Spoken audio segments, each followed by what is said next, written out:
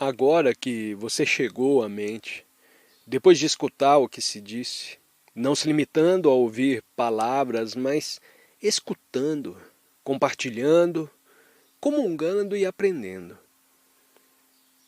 O que aconteceu à sua mente após escutar com intensa atenção a complexidade do problema, percebendo seus próprios temores e vendo que o pensamento gera e nutre tanto o medo como o prazer? O que aconteceu à sua mente assim que escutou?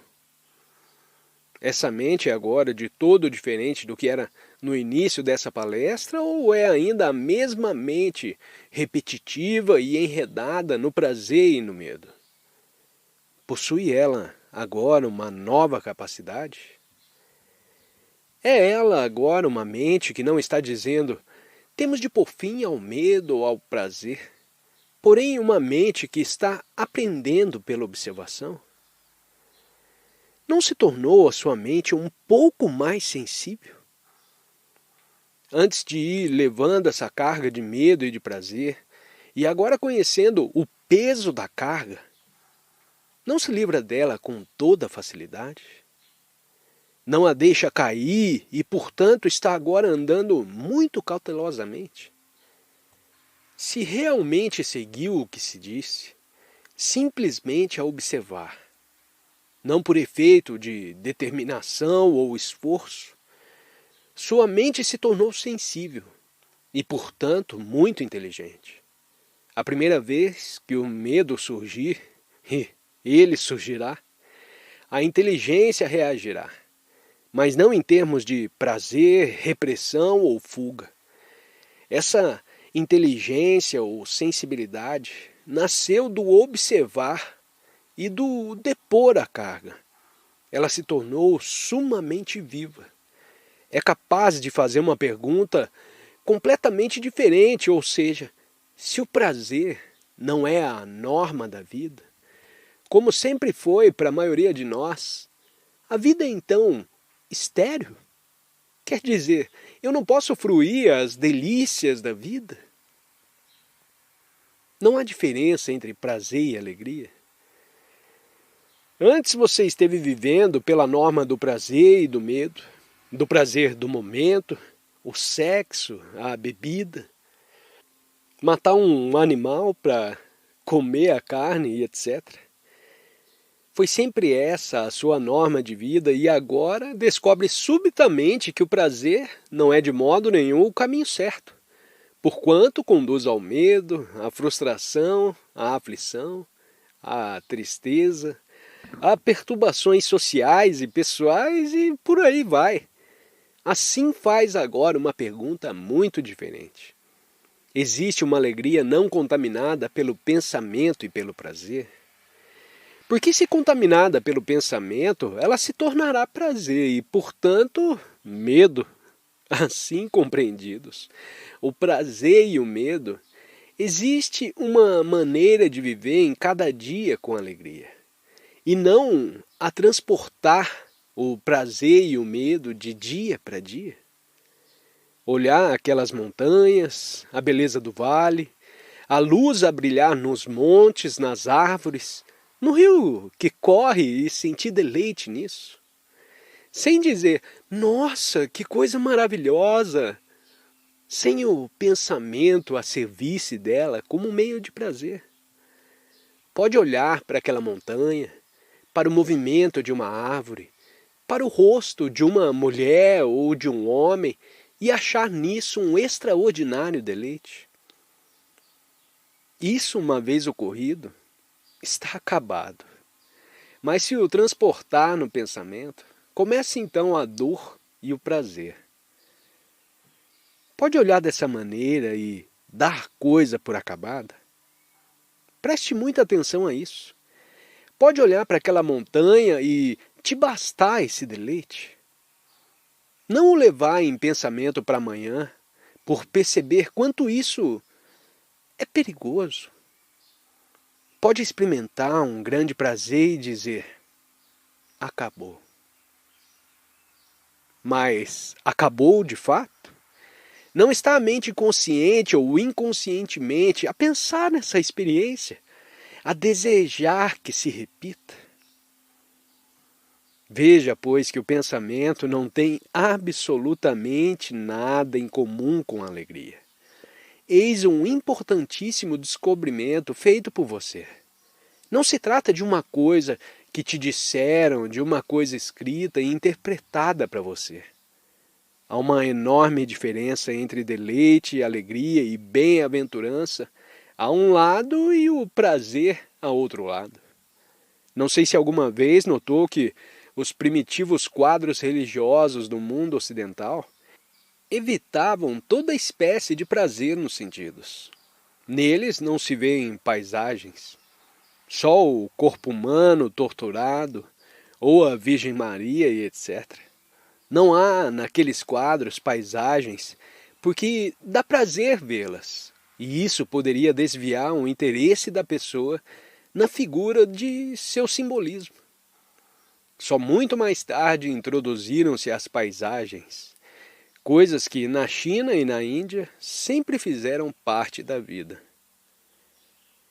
Pode observar tudo isso e encontrar a beleza do viver sem esforço, do viver num grande êxtase, sem nenhuma ingerência do prazer, do pensamento e do medo. Pergunta: quando sonho, às vezes vejo algo exatamente como vai acontecer no futuro. Sonhei que te vi entrar nesse salão, pendurar ali a capa e ajustar o microfone. Isso foi positivamente um sonho com uma coisa que ia acontecer na manhã seguinte? Resposta: como explicar isso? Em primeiro lugar, por que atribui tanta importância ao que vai acontecer no futuro? Por quê? Os astrólogos, os adivinhos, os quiromantes, quantas coisas maravilhosas te prometem esses homens? Por que tanto interesse no futuro? Por que não se interessa o viver real de cada dia, que tantos tesouros tem, e você não os vê? Ora, depois de ter escutado o que aqui se disse, a mente se tornou sensível em um certo grau. Não digo completamente sensível, porém sensível num certo grau. E naturalmente capaz de observar mais, seja do amanhã, seja do hoje. Isso é como olhar para baixo de um avião e ver dois barcos que se aproximam um do outro de diferentes direções no mesmo rio. Vê-se que eles se encontrarão num certo ponto. E isso é o futuro. A mente, tendo se tornado um pouco mais sensível, pode estar cônscia de coisas que poderão acontecer amanhã, bem como daquelas que estão ocorrendo agora. Em geral, damos enorme importância ao que vai acontecer amanhã e tão pouca importância ao que está acontecendo agora. Mas se aprofundar bem essa matéria, descobrirá que nada acontece. Todo acontecimento é uma parte da vida. Por que você deseja qualquer experiência? A mente que é sensível, ativa, completamente lúcida, tem ela necessidade de experiência? Responda a você mesmo essa pergunta. Pergunta: você nos diz que observemos nossas ações na vida de cada dia, mas quem é a entidade que decide sobre o que se deve observar e quando? Quem é que decide o que devemos observar? Resposta: você decide observar? Ou simplesmente observa?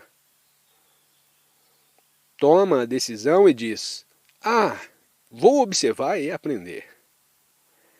Porque nesse caso se pergunta: quem é que está decidindo? A vontade que diz: devo observar? E quando ela falha, ela se disciplina a dizer: devo observar, devo observar. Ah, não, devo observar. Nisso há conflito. Portanto, o estado da mente que decidiu observar não é, de modo nenhum, um estado de observação. Vá caminhando pela estrada e alguém passa por você e o observa, e provavelmente diz para você mesmo: como ele é feio, que cheiro ele tem, ele não devia fazer isso ou aquilo. Estar cônscio de suas reações àquele passante, estar cônscio de que está julgando, condenando ou justificando, está observando. Não diz, não devo julgar, não devo justificar. Pelo fato de estar cônscio de suas reações, não há decisão nenhuma. Veja, alguém que ontem te insultou, logo você fica todo oriçado, fica nervoso ou ansioso, começa a detestar a pessoa. Fique cônscio da sua aversão, fique cônscio de tudo mais. Não decida ficar cônscio. Observe, e nessa observação não haverá o observador e nem a coisa observada, só haverá a observação. Só existe o observador quando na observação acumulamos. Se diz, ele é meu amigo porque me disse umas coisas bonitas, ou ele não é meu amigo porque falou mal de mim e disse-me alguma verdade que eu não gosto. Isso é acumulação por meio da observação. E essa acumulação é o observador. Quando observamos sem nenhuma acumulação, não há julgamento. Isso pode fazer a todas as horas do dia. Nessa observação, naturalmente, tomam-se certas decisões definidas, mas tais decisões são resultados naturais e não decisões tomadas pelo observador que acumulou. Interrogante. Você disse no começo que a reação instintiva de autoproteção diante de um animal selvagem é inteligência e não medo, e que o pensamento que gera medo é inteiramente diferente. Resposta. Não são diferentes. Você não vê a diferença entre o pensamento que gera e nutre o medo e a inteligência que diz, cuidado! O pensamento criou o nacionalismo, o preconceito racial, a aceitação de certos valores morais, mas o pensamento não vê a periculosidade dessas coisas. Se a visse, haveria então a reação, não de medo, mas da inteligência. Reação que seria idêntica à do encontro com uma serpente. Diante da serpente há uma reação natural de autoproteção. Diante do nacionalismo, que é produto do pensamento, que separa os homens e é uma das causas da guerra, o pensamento não vê o perigo.